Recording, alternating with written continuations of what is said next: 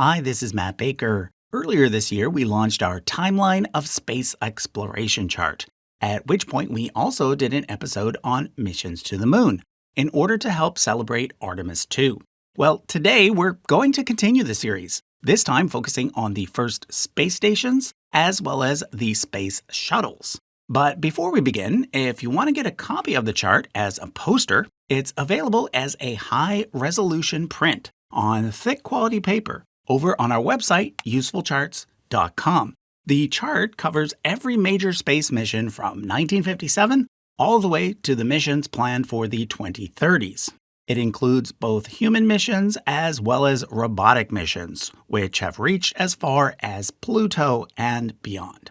We also have a timeline of world history and a Tree of Life poster, as well as lots of family trees covering Roman emperors, European monarchs, and Asian monarchs.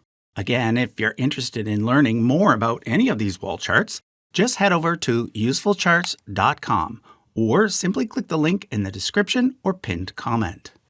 Okay, now one of the reasons why I covered lunar missions first is because that's what the earliest human space programs were all about. It was a race between the United States and the Soviet Union to see who could put a man on the moon first. It was only after the US achieved that goal that both countries focused on low Earth orbit instead. As I mentioned last time, compared to the moon, low Earth orbit is much closer to home. Basically, it's anything between 160 kilometers above the surface to 2,000 kilometers above the surface. Now, don't get me wrong, launching humans that high is still a big deal. To put it in perspective, commercial airlines fly at around 10 kilometers above the surface, whereas the International Space Station flies at 400 kilometers above the surface. So that's 40 times higher. And of course, when you ride on an airplane, you don't experience weightlessness, whereas in low Earth orbit, you do. Now, returning to the timeline, by 1970, there were two main spacecraft designs in existence. The Soviets had the Soyuz 7K, whereas the Americans had the Apollo Command Module. However, neither spacecraft was reusable, which meant that for every mission, a new copy had to be built. By this point, the Soviets had given up on going to the moon, so instead they focused on building the world's first ever space station, the Salyut 1. In April of 1971, they launched the station, unoccupied of course, as well as a separate Soyuz spacecraft with 3 cosmonauts, whose mission was to dock with and board the Salyut 1. They, however, failed due to a computer malfunction and had to return to Earth. But about 6 weeks later, the Soyuz 11 mission was launched, again with 3 astronauts. This time, they were able to board Salyut 1, where they stayed for 24 days, which at the time was the longest anyone had ever spent in space. However, on the way back to Earth, tragedy struck. Just before re-entering the Earth's atmosphere, a valve broke, depressurizing the cabin. The spacecraft landed on autopilot with no other damage, but when the ground crew opened the capsule, they found all 3 cosmonauts dead. Presumably, they died as soon as that valve leaked, making them the only space travelers to ever actually die in space. This is because all other space-related deaths have occurred within the Earth's atmosphere, during either takeoff or landing.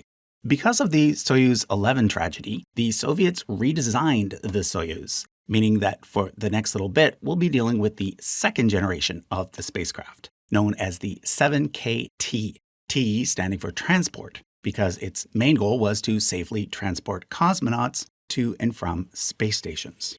The Soviets' second space station was Salyut 2, launched in 1973. However, after 2 weeks, it malfunctioned and therefore was never visited. Now, take note that I've also labeled it as Almaz 1. That's because it was actually a secret military space station. The West only learned its true name, Almaz, after the collapse of the Soviet Union. Almaz 2, known at the time as Salyut 3, was launched the following year. And this time, everything worked, and it was able to be visited by Soyuz 14. However, most importantly, Almaz 2 is unique in that it is the only spacecraft in history to ever fire a weapon. Now, take note that this actually happened when no cosmonauts were on board, with the ground crew controlling the gun remotely. because they weren't exactly sure what would happen. Okay, the next Soviet space station was Salyut 4, which was a civilian station. It was visited twice, starting with Soyuz 17. Take note that not all missions are shown on this chart, just some of the more notable ones. Next came Salyut 5, which was really Almaz 3. It too was visited twice, starting with Soyuz 21. But this time, no guns were fired. But then came Salyut 6, which was a game changer. You see, up to this point, no space station had been designed to be used long term. So in many ways, Salyut 6 was the first real space station, meaning that it was designed to stay in space for many years and to be visited many times. But before I tell you about it, I want to go back and tell you what the United States was up to during the 1970s. The last Apollo mission to the moon was Apollo 17 in December of 1972. Take note that originally there was supposed to be 3 additional lunar missions, Apollo 18, 19, and 20, but those were canceled so that the US could instead focus on the space shuttle program, which we'll get to in a bit. But first, I want to point out the Apollo Applications Program, which you may not know about. You see, the US had a perfectly good spacecraft, the Apollo Command Module. So even though it was no longer going to go to the moon, they could do other stuff with it instead. So the first thing it was used for was the Skylab missions, Skylab being the first and to date only American space station. It was visited 3 times using Apollo spacecraft, with the missions officially being called Skylab 2, 3, and 4, although they are also known as Skylab 1, 2, and 3, because NASA made a mistake with the first badge, and then they just went with it. The other thing the Apollo spacecraft was used for was the Apollo-Soyuz mission, the first ever joint mission between 2 countries in space. On July 15, 1975, the Soviets launched a specially modified Soyuz spacecraft, and the Americans launched a specially modified Apollo spacecraft. 2 days later, they met in space and docked with each other so that the Russian cosmonauts and American astronauts could shake hands and visit each other's spacecrafts. The mission ended up being a symbol of how Cold War tensions eased during the 70s, before ramping up again during the 80s. Let's now return to Salyut 6, the first real space station. It was visited by 6 long-term crews, with the longest day being 185 days, which was more than double the longest Skylab stay. But the other groundbreaking thing about Salyut 6 was that it was also visited by 10 short-term crews, most of which included, for the first time ever, astronauts from countries other than the US and the Soviet Union. So we got the first Czechoslovakian in space, the first Pole, the first East German, Bulgarian, Hungarian, Vietnamese person, who was also the first Asian in space, the first Cuban, and the first Mongolian. Now, what do you notice about all of these countries? Well, at the time, they were all communist and closely aligned with the Soviets. But then came the Salyut 7 space station, which was paired with the 3rd generation Soyuz spacecraft, simply called the Soyuz T. This time, non-communist countries were invited to send astronauts. So we got the first Western European in space, a Frenchman, as well as the first Indian. There likely would have been more foreign nationals sent, but in 1985, Soviet Mission Control lost contact with Salyut 7, which at the time was unoccupied. Basically, the station lost power and went dead. But instead of giving up on it, the Soviets sent a crew aboard Soyuz T-13 to see if they could do repairs. When they arrived, they found the station ice cold inside, but over the next few days, they were able to fix things and get the station up and running again. For the Soviets, this was their equivalent of the US's Apollo 13 moment. And as such, the whole thing has been made into a movie called Salyut 7. Unfortunately, however, it does not star Tom Hanks. Now, the Soviets continued to use Salyut 7 into the following year, 1986. But at the same time, they started building a new space station called Mir. Thus, for a brief period, there were 2 operational space stations in orbit for the first time ever. In fact, the Soyuz T-15 mission visited both of them. First, docking with Mir, becoming its first crew, and then second docking with the Salyut 7, becoming the last crew of the Salyut program. Now, take note that Mir was different from all previous space stations in that it was the first modular space station. This means that it grew in size over time as more parts were added to it. So in the beginning, it looked like this, but by the end, it looked like this.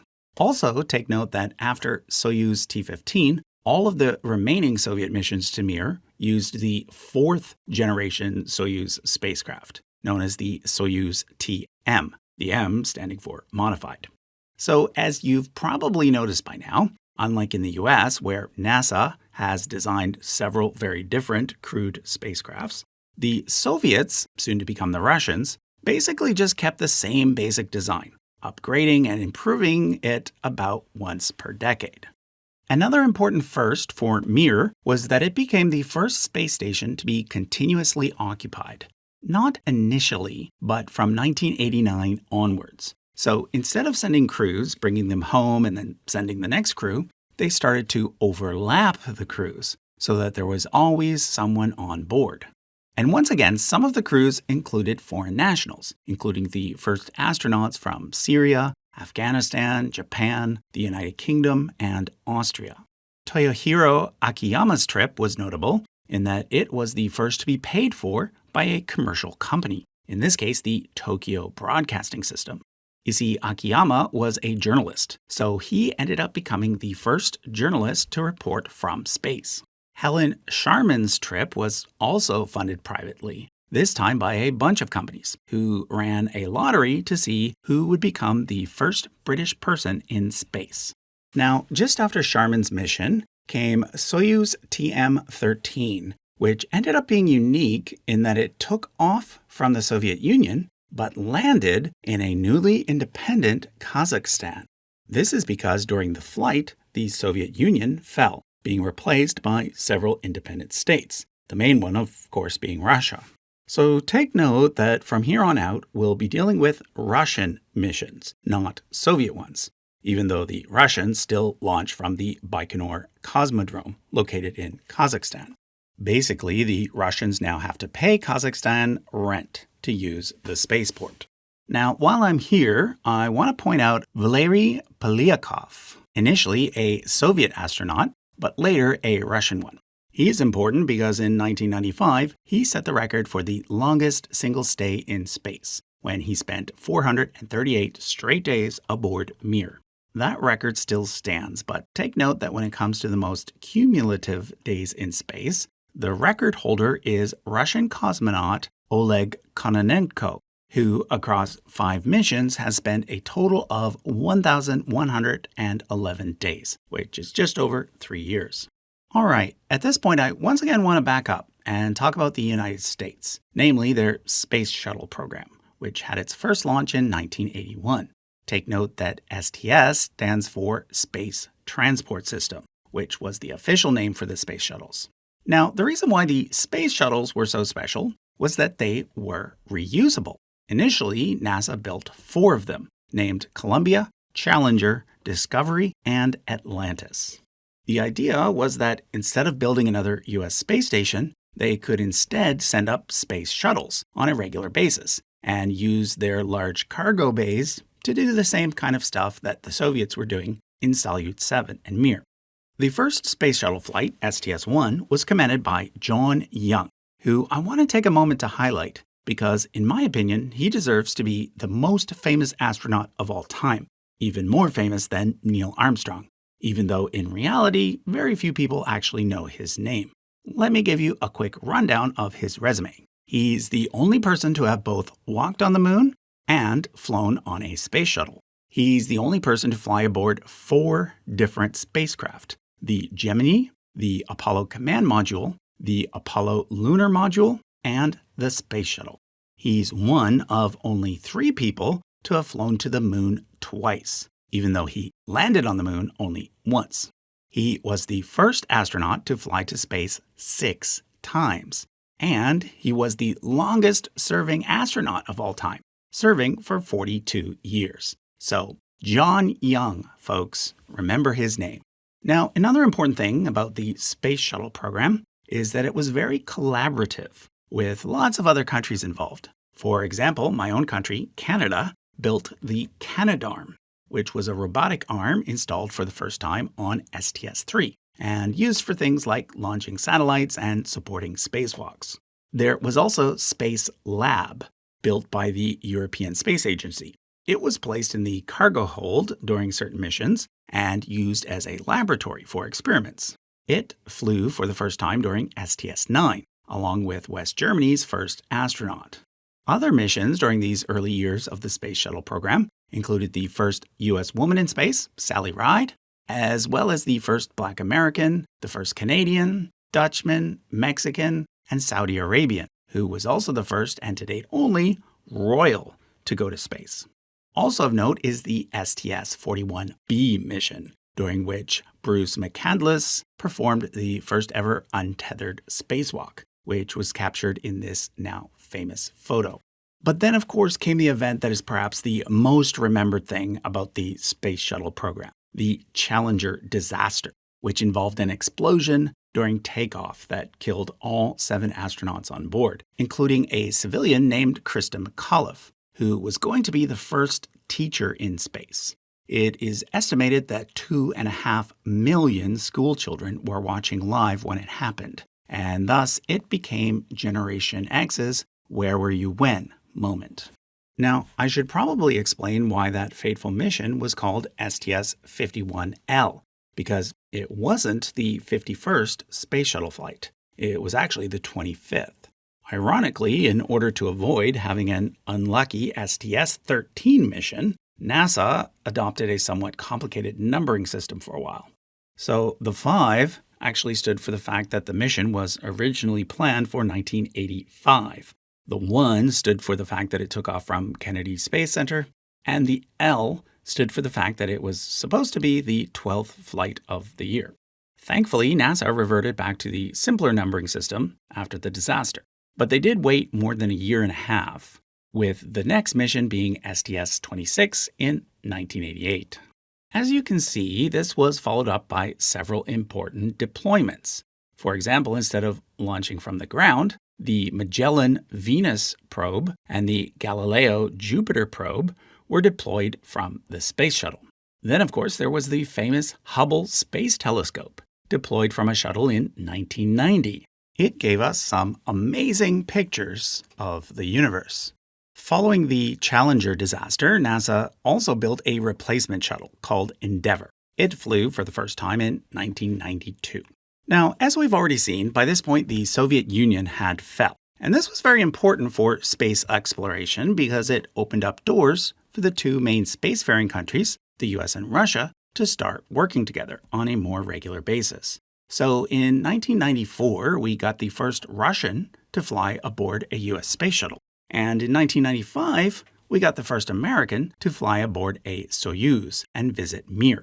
That same year, during STS-63, we also got the Near-Mir mission, in which the space shuttle came in close contact with the Mir station for the first time ever, although it didn't actually dock.